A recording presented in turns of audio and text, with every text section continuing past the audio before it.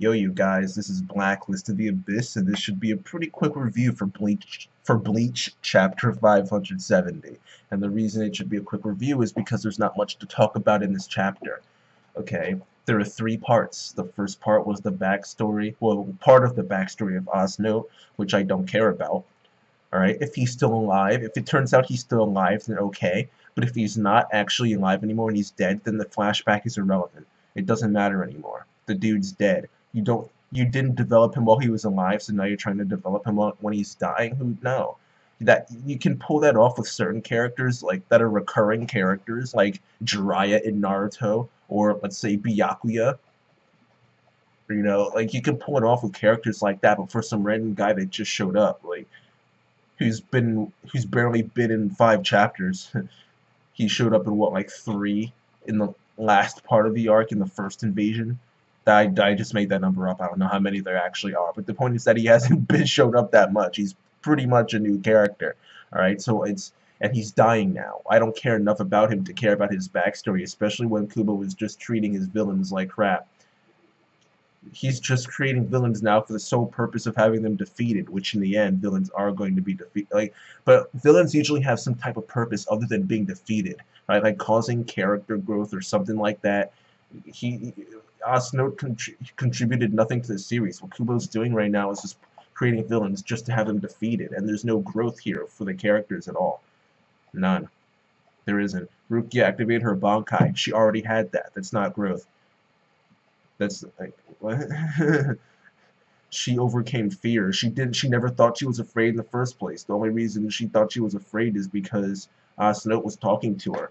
I mean, she didn't grow at all. She thought she didn't grow. She regressed and then went back to what she was before. That's not growth. It's just pretending to grow. You're just staying at the same place. Okay? It's like Renji didn't grow at all because of his fight with Masculine Mask. Kamamura didn't grow during his fight with Bombietta. He grew before the fight with Bombietta, not during it. I mean, whatever. I don't want to get on a tangent. The point is that this flashback doesn't do anything. Who cares? It's barely. I won't go as far as saying it's completely irrelevant, but it pretty much is. All right, doesn't matter at this point. If he's still alive, then okay, but. No, not now. It's not no. All right, this isn't Naruto. We don't need pointless flashbacks. All right, this is ridiculous. This part was stupid. The next part was mediocre too. The only good thing about this was that we saw Rukia's Bankai state. That was good. Okay, Rukia's Bankai. Her Zanpakuto. We learned this back in like Waco Mundo, that her Zanpakuto is the most beautiful Zanpakuto in all of Soul Society. Well, her Bankai lives up to that as well, so that was cool. She's covered in ice pretty much. She's like a Yukiona, all right, a snow woman, a snow princess, all right. She's a snow woman pretty much, except ice. She's pretty much a Yukiona, and she starts melting herself, going back to normal. And Byakuya turns on his Sis-Con mode. Rukia turns on her Bro-Con mode, and that's that. Alright, didn't care about this part of the chapter either, except for seeing Rukia's Bankai. But that can only do but so much for the chapter. It was whatever. Alright, the next part of the chapter was focusing on Yachiru and what's her name, Kotetsu or something like that. Unohana's lieutenant. It was good to see Yachiru again because we haven't seen her since Kenpachi and Unohana left. Apparently she's been getting supplies, medical supplies, and this crazy looking dude who looks like, well, not really. He kind of reminds me of Dr. Mashirito from Dr. Slump. Not like I've actually read or watched the series. I've read like 8 chapters of it. I know it from the game though, from Jump Ultimate Stars. That's why I know him. But he kind of but this dude, Gwen Hale or whatever his name is, I don't remember. I didn't care enough to remember because he's just another villain who's created specifically for the purpose of being defeated, and he's not going to accomplish anything either. No one's going to get any growth. These two are not going to do anything. They're going to end up being saved by someone who shows up, probably. I would love it for them to actually do something. Yachiru hasn't done a single thing in the entire series. All she does is sit on Kenpachi's shoulder.